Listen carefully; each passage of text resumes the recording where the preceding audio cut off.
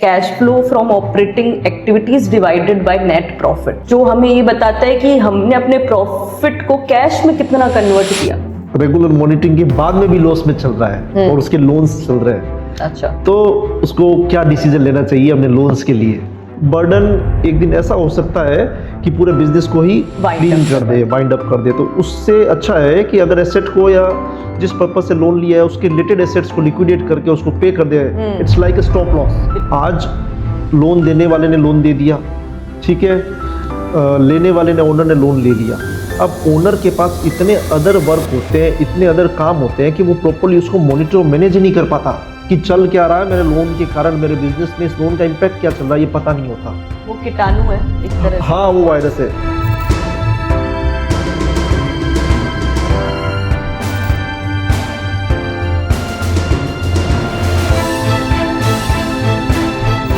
नमस्कार दोस्तों, मैं सीए रिखब लूनिया। आज एक ऐसे उबलते हुए विषय पर, सब्जेक्ट पर हम एक डिस्कशन स्टार्ट कर रहे हैं। लोन, हर बिजनेस की रिक्वायरमेंट है लोन, हर स्टार्टअप की रिक्वायरमेंट है लोन। लोन कैपिटल स्ट्रक्चरिंग का एक मैंडेटरी पार्ट बन गया है। तो मुझे ये लगा क्यों ना हम इसको डिकोड करें, और मैंने कई लोगों से बात की और फाइनली सोनाली जो एक चार्टर्ड अकाउंटेंट है हमारे साथ, उनसे डिटेल में डिस्कस करेंगे। वो एक क्रेडिट स्पेशलिस्ट भी है। आज का जो मेरा पॉडकास्ट का मेन मोटो है कि लोगों को ये जानकारी मिले कि लोन कितना ले, कैसे ले और लोन की लक्ष्मण रेखा क्या है, ताकि वो अपनी बिजनेस में इसको as a plinth, as a base, as a नीम यूज कर सके, वो उसकी तलवार नहीं बन जाए। तो Sonali, welcome to my channel. And मुझे बहुत अच्छा लग रहा है कि हम इस सब्जेक्ट पर डिस्कशन कर रहे हैं, लोन। तो मेरा सीधा सा क्वेश्चन है आपसे, पहला ही question, being a credit specialist and being a chartered accountant, आज कोई भी बिजनेस अगर उसको ग्रो करना है तो उसको कैपिटल लानी पड़ेगी। बिल्कुल। ओके, कैपिटल या तो ओन कैपिटल लाए, ठीक है, या कोई इक्विटी लाए, ठीक है, या वो लोन ले जी, या अदर फाइनेंसेस, कोई भी फाइनेंस के अदर ऑप्शंस यूज करें। तो हम बात करें लोन पर, जो most important and mostly people इस टूल को यूज करते हैं, लोन को, बिल्कुल, है ना। तो मेरा ये क्वेश्चन है कि लोन अगर कोई भी बंदा लेता है, मैंने देखा है एक लोन ले लिया, फिर एक और लोन ले लिया, फिर एक दूसरे तरह का और लोन ले लिया, तीसरा, चौथा, पांचवा, कई तरह के लोन ले लेता है वो, ठीक है। तो आप ये बताएं कि एक बिजनेस के लिए कितना लोन टू मच है? How much loan is too much? Right. मतलब लोन की लक्ष्मण रेखा क्या होनी चाहिए, ये लोगों को पता होना चाहिए। आई थिंक कि मैं अगर बिजनेस में लोन ले रहा हूं तो मेरी लिमिट्स क्या है, कहां तक लूं मैं, कहां तक मैं लूं कि मैं सेफ हूं, बताएं। Thank you so much Rikhab ji for inviting me here and many congratulations. First, I think आप बहुत लोगों को इंस्पायर कर रहे हो, और स्पेशली हम जैसे यंग सीएस को, कि कभी भी रुकना नहीं चाहिए और अपने पैशन को फॉलो करना चाहिए। So I am very happy and very excited to start today's conversation, and of course we are going to have a lot more discussions on this. So let's start, and I think you have started with such a very important question कि कहाँ पर आके customers को या फिर जो borrower है उसको रुक जाना चाहिए और उससे ज़्यादा आगे नहीं बढ़ना चाहिए, या बढ़े तब क्या ऐसे पॉइंट्स को वो देखे और कॉशियसली बढ़े आगे।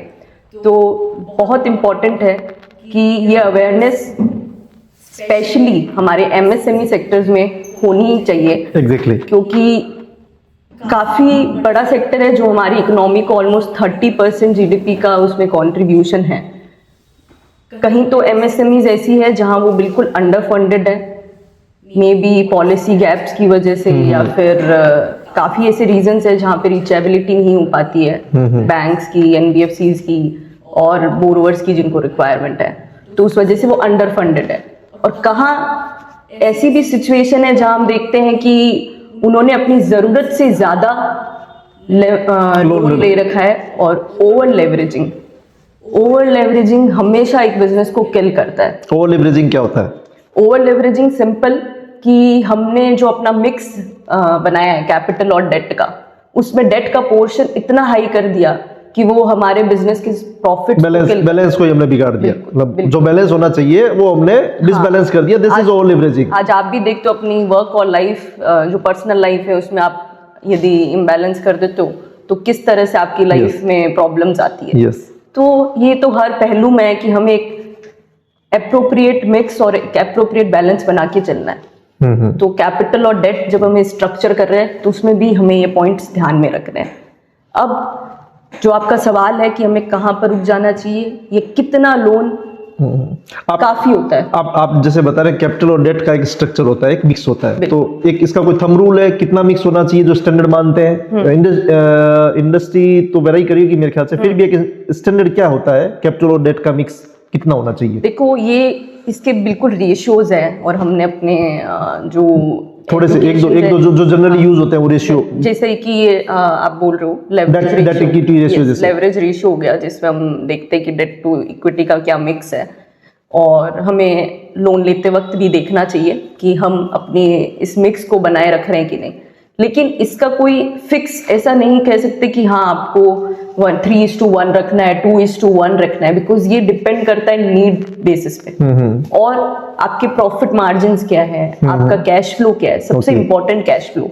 मैं कहती हूँ आप लोन लेने से पहले बैंक का अप्रूवल मत लो, अपने कैश फ्लो का अप्रूवल ले लो। Perfect, which is very important. Perfect, because एक बहुत ही इंटरेस्टिंग रेशियो आता है, cash flow from operating activities divided by net profit. Okay, जो हमें ये बताता है कि हमने अपने प्रॉफिट को कैश में कितना कन्वर्ट किया। आपके P&L में हेल्दी प्रॉफिट्स दिख रहे हैं 50 लाख के, 60 लाख के, बट एक्चुअल में वो कैश में कन्वर्टेड ही नहीं हो रहे। बहुत केसेस में होता है, देखिए हमने।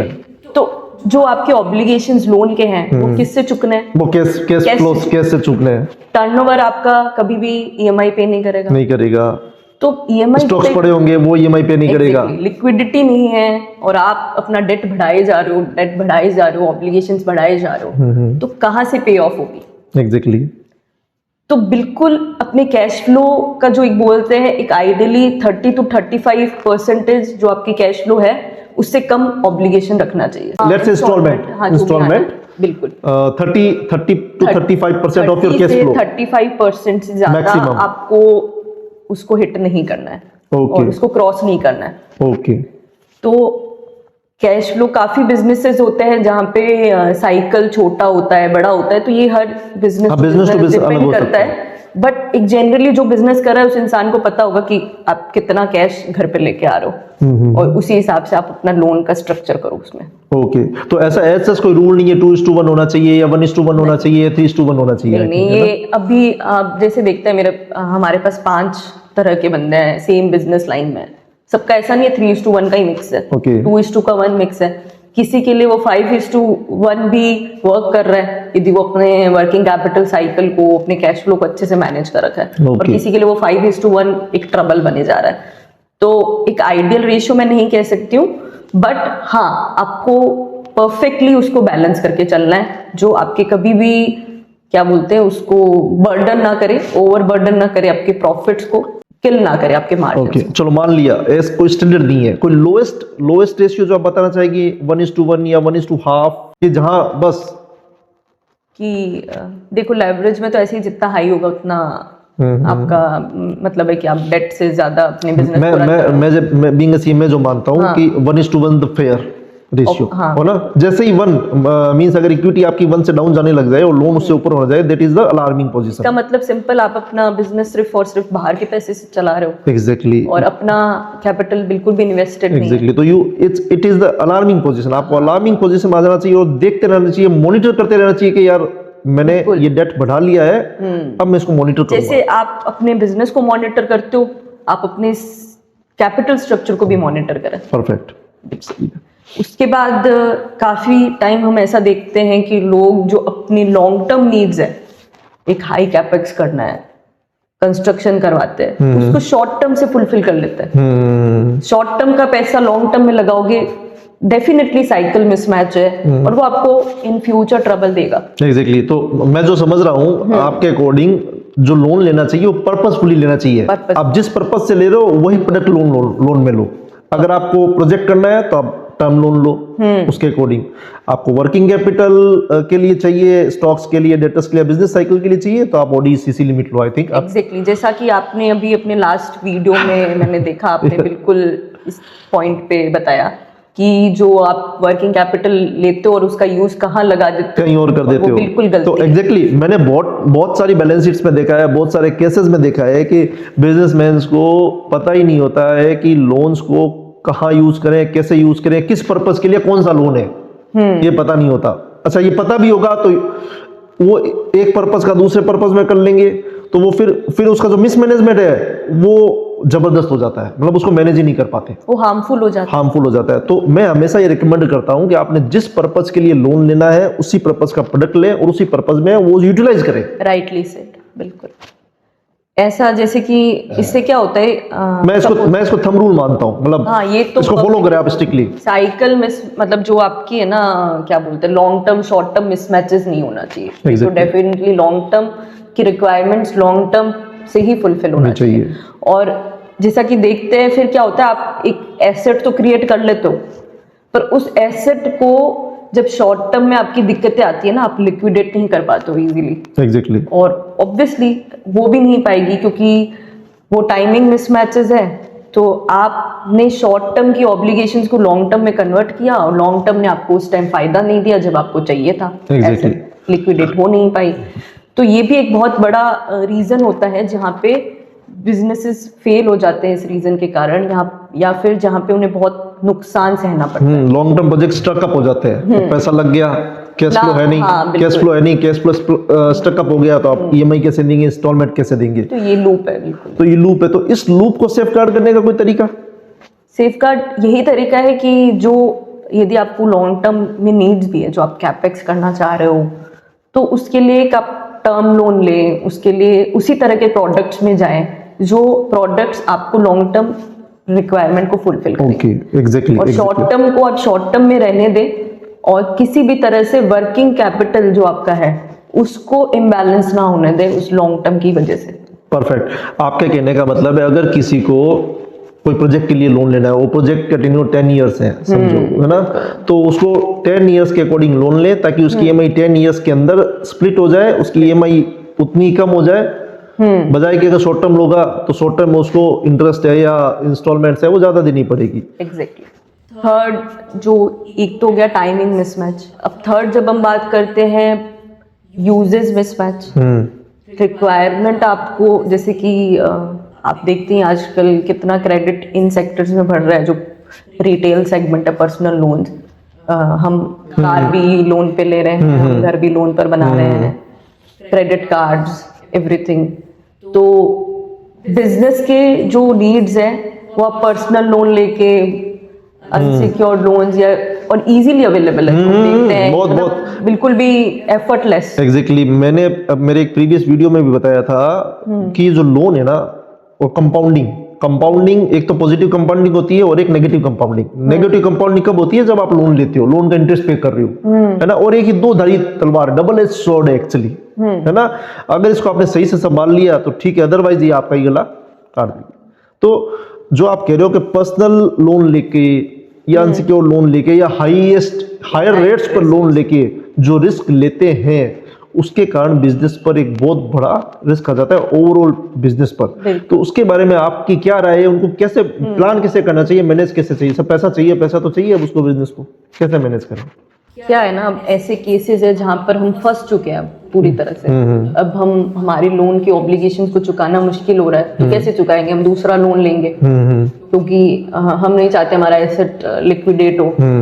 इस तरह की सिचुएशंस में एक ही सजेशन है कि आप इसको जितना स्ट्रेच करोगे ना, जितना आप बार बार चाहोगे कि दूसरे लोन से मैं इसको करूं कवर अप, वो कभी भी आपका प्रिंसिपल नहीं चुक पाएगा, बस ब्याज ही चुकाते रह जाओगे, इंटरेस्ट ही पे होता रहेगा। आप इंटरेस्ट को चुकाने में ही अपना सारा जीवन लगा दोगे। और वो जैसे जितना ज्यादा स्ट्रेच करेंगे उस पोजीशन को क्लोज करने की कोशिश नहीं करेंगे, उतना ही ज्यादा बर्डन बढ़ता जाएगा, उतना ही ज्यादा रिस्क बढ़ता जाएगा। तो इस सिचुएशन में आपको बिल्कुल कैलकुलेटेड खेलना है, और जहां आपको लगता है कि आपको इस एसेट को अब रखने की जरूरत नहीं है, और आपको कोई रिटर्न नहीं दे रही है और आपका इंटरेस्ट ही उस पर लगे जा रहा है, तो उस एसेट को लिक्विडेट करें, कोशिश करें उसको लिक्विडेट करने की।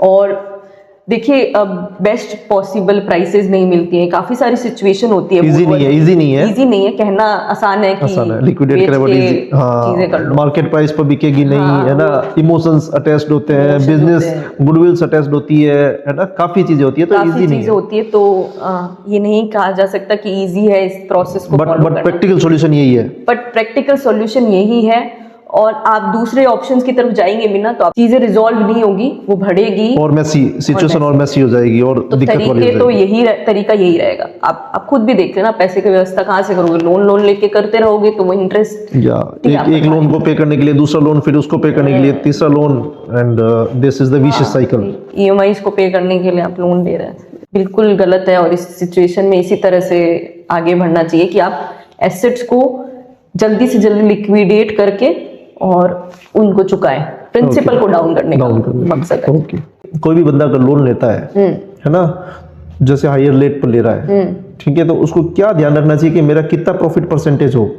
बिल्कुल, आई थिंक इसमें जस्ट इतना देखें कि आप कंफर्टेबली आप अपनी ऑब्लिगेशंस को पे आउट कर पाएंगे क्या उस प्रॉफिट से, which is I have already told you कि आपका 30 to 35% ऑफ कैश फ्लो, उससे ज्यादा का ऑब्लिगेशन नहीं होना चाहिए।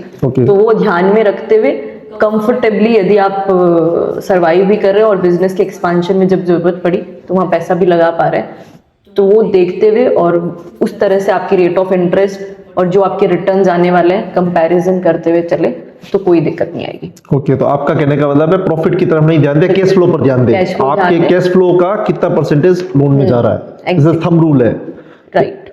ओके, एक बिजनेस एक वर्किंग कैपिटल लोन ले लेता है, लाइक सीसी लिमिट ले ली, ओडी लिमिट ले ली, फिर एक प्रोजेक्ट के लिए टर्म लोन ले लिया, फिर एक और प्रोजेक्ट के लिए टर्म लोन ले लिया, फिर एक कोई दूसरी बैंक में एक और वर्किंग कैपिटल लिमिट स्टार्ट कर दी, क्या ये मल्टीपल लोन सही है उसके लिए? देखो, मल्टीपल लोन लेना गलत नहीं है जब तक आप जो लोन लिया है और वो उसी पर्पस के लिए यदि लिया जा रहा है और उसी की रिक्वायरमेंट को फुलफिल कर रहा है, तो मल्टीपल लोन लेना गलत नहीं है। ओके, बस आपको ध्यान ये रखना है कि कहीं भी ऐसा ना हो कि आप अपने लॉन्ग टर्म को शॉर्ट टर्म में यूज कर रहे हो, शॉर्ट टर्म को लॉन्ग टर्म में यूज कर रहे हो, जिस वजह से आपके बिजनेसेस में इम्बैलेंस आ रहा है और फिर वो पुअर मैनेजमेंट हो जाता है, मिस मैनेजमेंट हो जाता है और वहां से निकलना, उस सिचुएशन से निकलना एक तरह से डिफिकल्ट हो जाता है। जैसा कि मैंने आपको पहले भी बताया कि आपके कैश फ्लो के 30 to 35% से ज्यादा का ऑब्लिगेशन नहीं होना चाहिए। टोटल ऑब्लिगेशन, जो मैं बार बार रिपीट कर रही हूँ, ये चीज हमें बिल्कुल ध्यान रखनी है। मतलब चाहे कितने भी लोन लूं, मेरे लोन का जो पर मंथ पैसा जा रहा है वो मेरे टोटल कैश फ्लो का 30 to 35% से ऊपर नहीं जाना चाहिए, ये एक हम रूल मान के चले। बिल्कुल ठीक है। क्या बिजनेस लोन लेने से पहले कोई इमरजेंसी फंड क्रिएट करना चाहिए? 100% no doubt in here, because आपके पास हमेशा एक कॉन्टीजेंसी फंड होना चाहिए ताकि कोई भी शॉक्स बिजनेस में आए तो वो एब्जॉर्ब कर सके हम विदाउट एनी पैनिक। तो इस तरह से बिल्कुल आपको ध्यान में रख के चलना है कि आपके पास एक इमरजेंसी फंड हो, कॉन्टीजेंसी फंड। फिर भी लगभग कितने महीने का, 3 महीने, 6 महीने, कितने महीने का, मतलब कितने महीने की ईएमआईज आपकी इजीली पे हो जाए, कितना इमरजेंसी फंड माने? एक तो वर्किंग कैपिटल साइकिल से आपका डिपेंड करता है कि आपके बिजनेस में कैसे पैसा रोटेट हो रहा है, बट आई वुड से मैं ये कहूंगी कि एनीवेयर बिटवीन 6 to 7 months आपका पैसा आपके पास होना चाहिए कि आप यदि कोई भी पैसा नहीं आ रहा है, कहीं से व्यवस्था नहीं हो रही है, तो आप चुका पाओ एप्लीकेशन। तो इट मींस कहीं पर भी कोई इश्यू हो जाए उसको सेफ गार्ड करने के लिए अपने पास एटलीस्ट 6 to 7 month का इतना फंड होना चाहिए कि हम ईएमआई पे कर सकते हैं। बिल्कुल, और उस सिचुएशन में कहीं पैनिक ना आए हमारे। Sure, perfect. And final question, tricky question है, एंड ये एक लास्ट क्वेश्चन हो सकता है लोन लेने वाले के लिए भी, देने वाले के लिए भी और अपने लिए भी, कि अगर बिजनेस लॉस में चल रहा है और first of all don't panic, because panic करने से तो सिचुएशन वर्स ही होनी है। ओके, उस सिचुएशन में सबसे पहले आप अपने जो भी लेंडर्स हैं उनके साथ कांटेक्ट करें, बात करें और रीस्ट्रक्चरिंग के लिए फोकस करें। ओके, रिस्ट्रक्चरिंग हो सकती है लोन की? हाँ, लोन की रिस्ट्रक्चरिंग होती है। उस पे यदि आपका साइकिल और सपोर्ट नहीं कर रहा है, तो बैंक सपोर्ट कर देते हैं उस पे? बैंक सपोर्ट करती है considering all other factors here. So ये एक सेपरेट डिस्कशन है। बट हाँ, कस्टमर को पैनिक नहीं करना चाहिए, रीस्ट्रक्चर पे फोकस करना चाहिए, और इसके बाद भी कोई सोल्यूशन नहीं निकल रहा है तो स्ट्रेच नहीं करना है। स्ट्रेस मतलब उसको और ज्यादा लंबा नहीं खींचना है ना, और पोस्टपोन नहीं रहना है, उससे निकलने का ट्राई करना है, चाहे सेटल करके निकले, चाहे अपनी एसेट को लिक्विडेट करके निकले, लोन के रीस्ट्रक्चर करके निकले। तो यही 3-4 ऑप्शन है। यदि आपको बिल्कुल लग रहा है आप इस सिचुएशन पे आ गए हो कि अब ये नहीं हो सकता है कहीं से भी फुलफिल, तो उस सिचुएशन आपको यही ट्राई करना है कि आप स्ट्रेच ना करें और जल्दी से जल्दी एग्जैक्टली अपन लोन को स्ट्रेच ना करें और एसेट को लिक्विडेट करना। मेरे को क्लिक कर रहा है एक word, it's like a stop loss. I think stop loss है ना, कि तुम स्टॉप लॉस लगा दो यहाँ पर। अगर ये स्टॉप लॉस नहीं लगाओगे तो और इंक्रीज होता जाएगा, और इंक्रीज होता जाएगा, और बर्डन एक दिन ऐसा हो सकता है कि पूरे बिजनेस को ही क्लीन कर दे, वाइंड अप कर दे। तो उससे अच्छा है कि अगर एसेट को या जिस पर्पज से लोन लिया है उसके रिलेटेड एसेट्स को लिक्विडेट करके उसको पे कर दे, it's like a stop loss. बिल्कुल, तो उससे आपका बिजनेस लिक्विडेट नहीं होगा। एग्जैक्टली, बिजनेस पर बड़ा इंपैक्ट नहीं आया, छोटा झटका आया है, पर बड़ा नहीं आया, बट वो कंफर्टेबली आप उससे बाहर निकल सकते हो जब आप इस तरह के प्रोसेस को फॉलो करें। बट मैंने बहुत टाइम से ऐसे देखा है कि people are not willing to liquidate, वो स्टॉप लॉस लगा ही नहीं पाते, चाहे शेयर मार्केट हो चाहे बिजनेस हो। जैसा हमने कहा, वो इजी नहीं होता है, इजी नहीं होता, लगा नहीं पाते। वो साइकोलॉजी हमारी ऐसी होती है कि इसको हमें सही प्राइस नहीं मिल रहा है इसका, या फिर ये एसेट तो हमारे पास रहना चाहिए। तो काफी सारे फैक्टर्स होते हैं, या फिर आपको राइट बायर नहीं मिल रहा है उसके लिए। एग्जैक्टली, बट जो अल्टीमेट डिस्कशन का जो मेरे को क्रक्स ऑफ द स्टोरी समझ में आ रही है वो यही है कि किसी को भी एडवर्स सिचुएशन में स्टॉप लॉस के बारे में जरूर सोचना चाहिए। बिल्कुल, ये लाइफ की हर प्रॉब्लम का एक ही सोल्यूशन मेरे को लगता है, स्टॉप लॉस लगाओ। बिल्कुल, स्टॉप लॉस, इससे क्या है, आप ज्यादा बर्डनाइज नहीं करोगे अपने आप। बिजनेस को कहीं ना कहीं किसी लेवल पर आप बचा सकते हो। तो ओके, फाइनली सोनाली, हमने एक अच्छा डिस्कशन कर लिया, और इस डिस्कशन का जो मेरा मोटिव था कि हम जो भी बिजनेसमैन है, स्टार्टअप्स ओनर्स हैं एंड एमएसएमई ओनर्स हैं, उनको एक प्रॉपर गाइड कर सकें कि आपको लोन को कैसे मैनेज करना है। बिकॉज देखो, आज लोन देने वाले ने लोन दे दिया, ठीक है, लेने वाले ने, ओनर ने लोन ले लिया। अब ओनर के पास इतने अदर वर्क होते हैं, इतने अदर काम होते हैं कि वो प्रॉपर्ली उसको मॉनिटर मैनेज नहीं कर पाता कि चल क्या रहा है मेरे लोन के कारण, मेरे बिजनेस में इस लोन का इंपैक्ट क्या चल रहा है, ये पता नहीं होता। वो कीटाणु है एक तरह से। हाँ, वो वायरस है। तो उसे अपना कैश फ्लो समझना चाहिए, और कैश फ्लो की कितने परसेंटेज ईएमआई जा रही है उसको फोकस करना चाहिए, और उसी पर मॉनिटर करना चाहिए, रेगुलर मॉनिटर करना चाहिए। आई थिंक ये ही ऐसी पिक्चर है जो उसको हमेशा सावधान रखेगी, अलर्ट रखेगी कि मेरा बिजनेस की हेल्थ कैसे चल रही है ड्यू टू दिस लोन। बिल्कुल सही कहा, और आई थिंक हमने काफी एक हेल्दी डिस्कशन किया है, और यही मोटो है कि हमारे इस डिस्कशन से जो बोरोवर्स है, कस्टमर्स है, उनको एक राइट टाइम में पता लग जाए कि हमें कहाँ स्टॉप कर देना चाहिए, जो कि आपने बताया, स्टॉप लॉस। वो पूरा इन्फॉर्म रहे कि मैं लोन कैसे ले रहा हूँ, कितना ले रहा हूँ, उसकी ईएमआईज और इंस्टॉलमेंट कितनी दे रहा हूँ, कहाँ पर मेरे को स्टॉप करना चाहिए, कहाँ पर मेरे को कंटिन्यू करना चाहिए। आई थिंक आज की कन्वर्सेशन से ये सारे आंसर्स मिल गए हैं। जी बिल्कुल, आई थिंक हमारे डिस्कशन काफ़ी हेल्प करेगा हमारी ऑडियंस को, हमारे कस्टमर्स को। और हम हमेशा विश करते हैं कि हर बंदे का बिजनेस ग्रो करे, और दिन दोगुना और रात चौगुना ग्रो करे। उसके पास ऐसी कभी कोई स्थिति नहीं आए कि उसको लिक्विडेट करना पड़े, या उसको इंसॉल्वेंट होना पड़े, या कोई भी एडवर्स स्थिति, ऐसी कभी स्थिति नहीं आए। Wishing you all the best and thank you so much, and I hope आप लोग पॉजिटिवली हमारी इकोनॉमी में कंट्रीब्यूट करें, और ये जो हमने स्टेप्स बताए हैं ये आप सबके लिए एक एजुकेशन पर्पस से है, ताकि आप आगे से जब भी लोन लेने के लिए आगे बढ़े या अपने कैपिटल को स्ट्रक्चर करें तो इन पॉइंट्स को ध्यान में रख के करें, एंड आई एम श्योर कि ये आपको बहुत हेल्प करने वाला है। Thank you so much. Thank you.